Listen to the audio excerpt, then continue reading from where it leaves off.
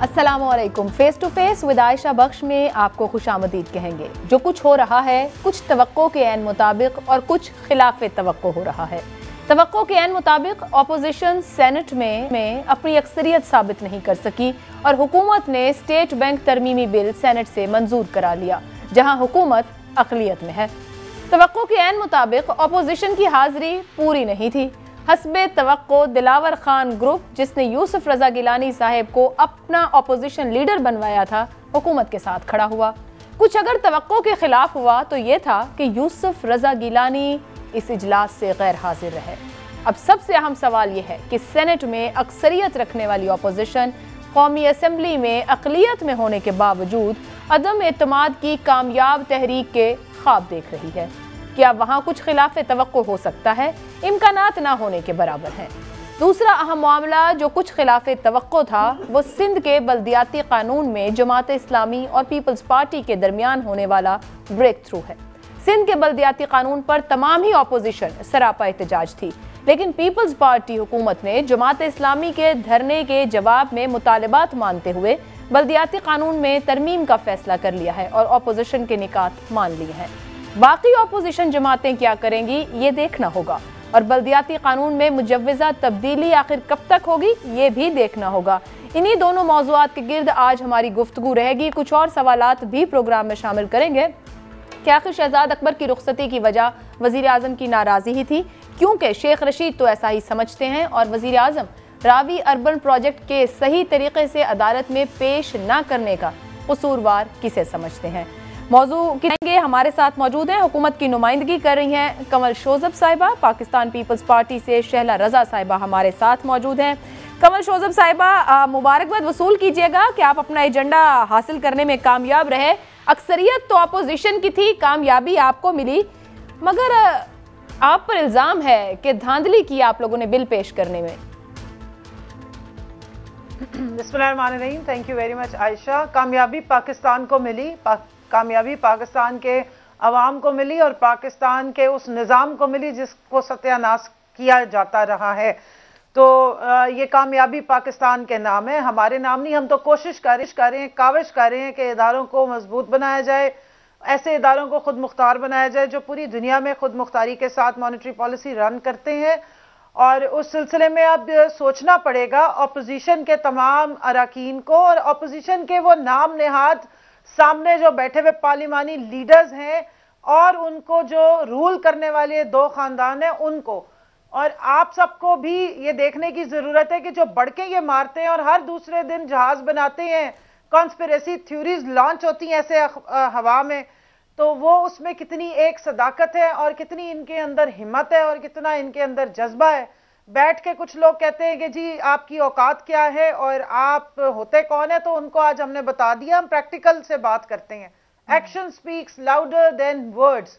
जितनी दफा इन्होंने ये गीदड़ बपकियां की, जितनी दफा आपने ढील की, ये गई वो गई, आर होगा पार होगा, इस्तीफों का अचार होगा, सब आपके सामने है।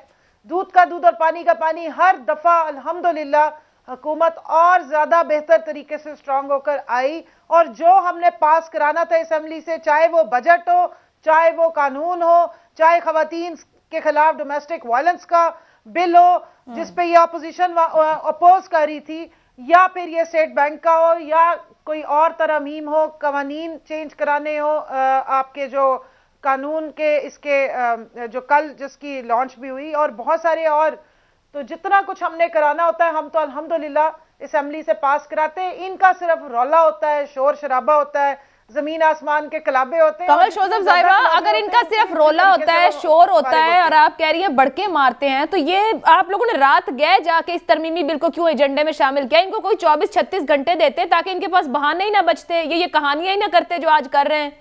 कोई इनको वक्त ही दे देते, रात गए आप ये काम ना करते।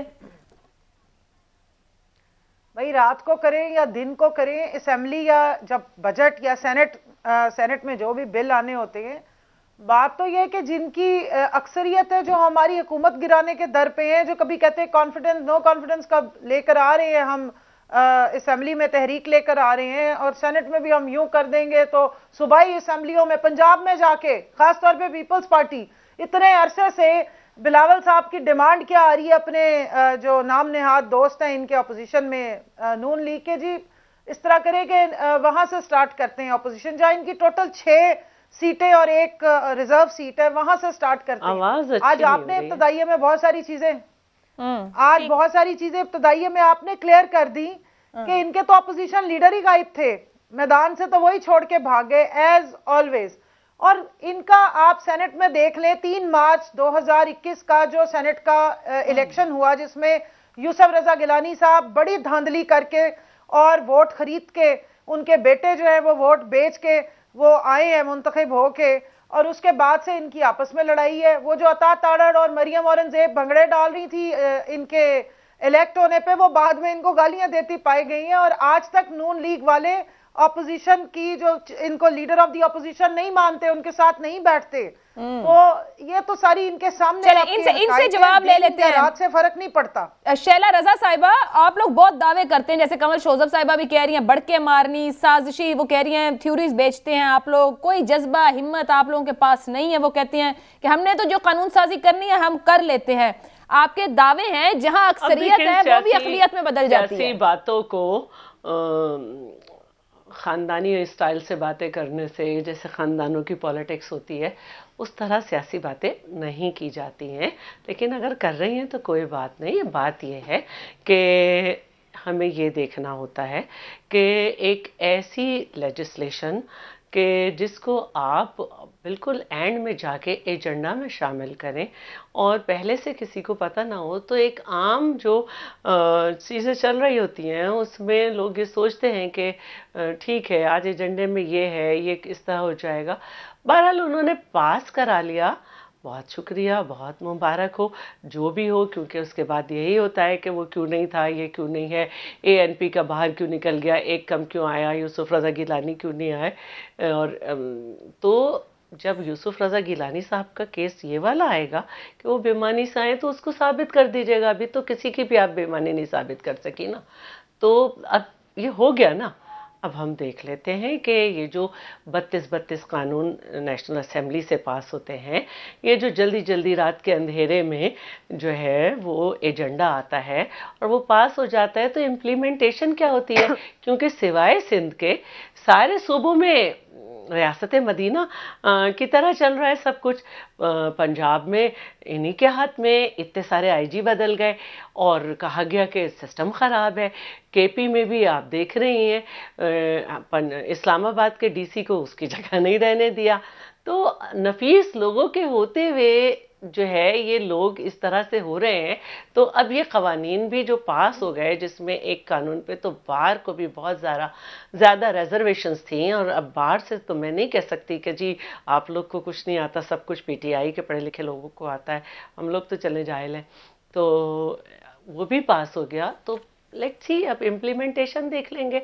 जो हो गया उसमें ऑपोजिशन जो है वो खुद जवाबदेह है कि जब पता है कि हुकूमत रातों को वार करती है, जब पता है कि ये अंधेरे की पैदाइश है, अंधेरे के हाथों आए। शैला रजा साहिबा, बड़ा बुनियादी सा सवाल है कि यूसुफ रजा गिलानी साहब ऑपोजिशन लीडर सेनेट हैं, वो क्यों गैर हाजिर थे? उन्होंने जाती मसरूफियत को तरजीह दी। एक ऐसा बिल जिसको आप सब जानते थे किसी भी वक्त आ सकता है, जिस पर पूरी सियासत ऑपोजिशन कर रही थी पिछले 2 माह से, जब वो आने को था और आप लोग जानते थे, आप खुद कह रही हैं कि कर सकते थे, कभी भी आ सकता था, उसको तरजीह नहीं दी गई ऑपोजिशन की जानिब से, एड्रेस नहीं किया गया आप लोगों की तरफ जी। से। मैंने तो कह दिया ना, मैंने कह दिया कि ऑपोजिशन को इन हथकंडों का जवाब में तैयार रहना चाहिए, जिन हथकंडों के इस्तेमाल तैयार नहीं थे क्योंकि आपस में इत्तेफाक नहीं ऑपोजिशन में।